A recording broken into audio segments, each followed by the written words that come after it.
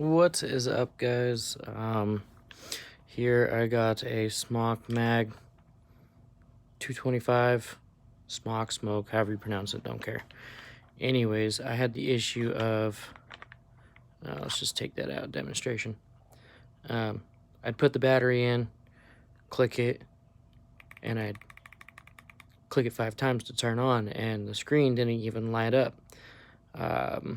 Couple different reviews that I was looking at, it said click it 5 times, then press either or up or down once you clicked it 5 times.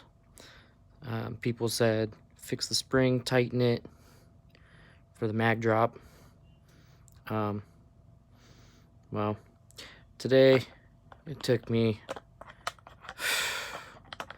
some time to put it back together and take it apart because I didn't have the right tool. I used this tiny little, if it'll focus here.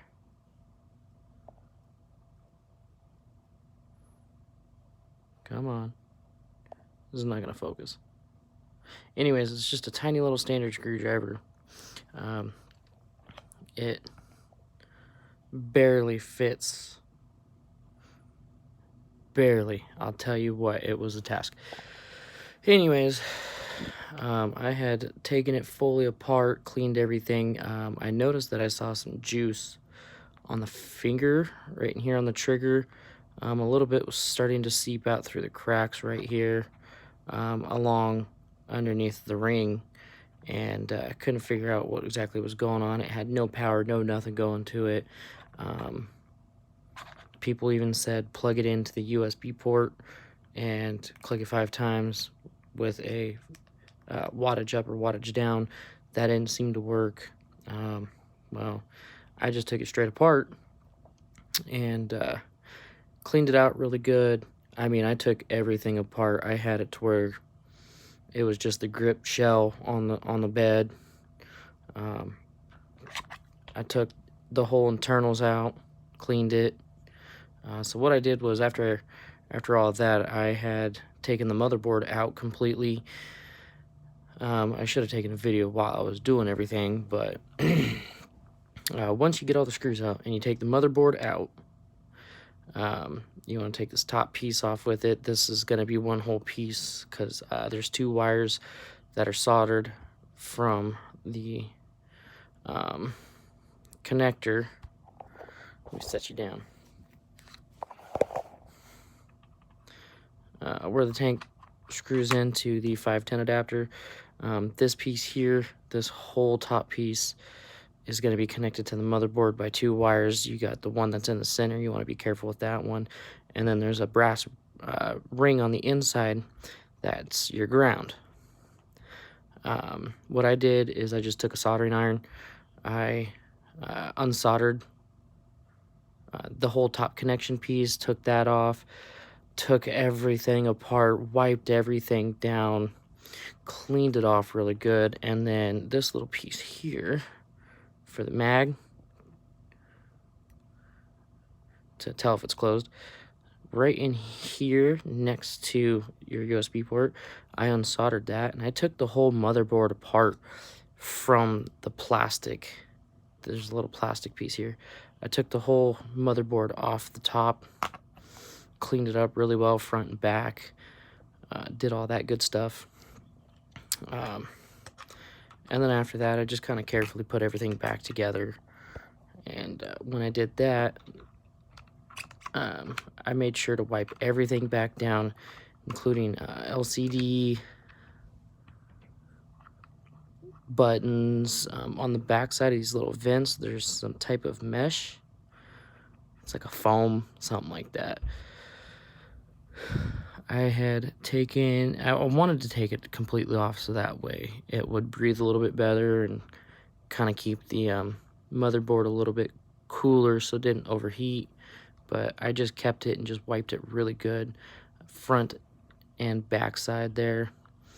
Underneath here for your battery view, there was a little mesh that was glued on the inside that was just getting in the way, so I just ripped it off.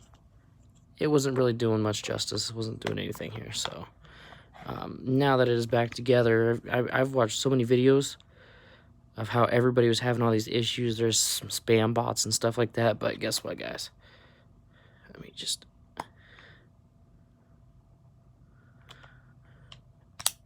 If I could put it in.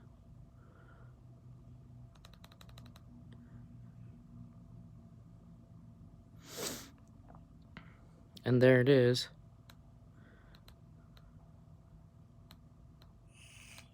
You can hear it. Let me take a rip.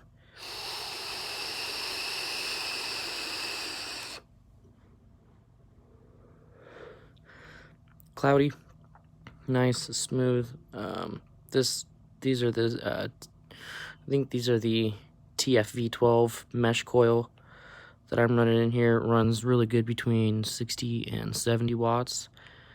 Never had an issue. I usually run it on this guy here, and this is the twister. It's 80 watt adjustable twister at the bottom. Usually a lot of people don't like these type of mods because of the stick, and they have a lot of issues.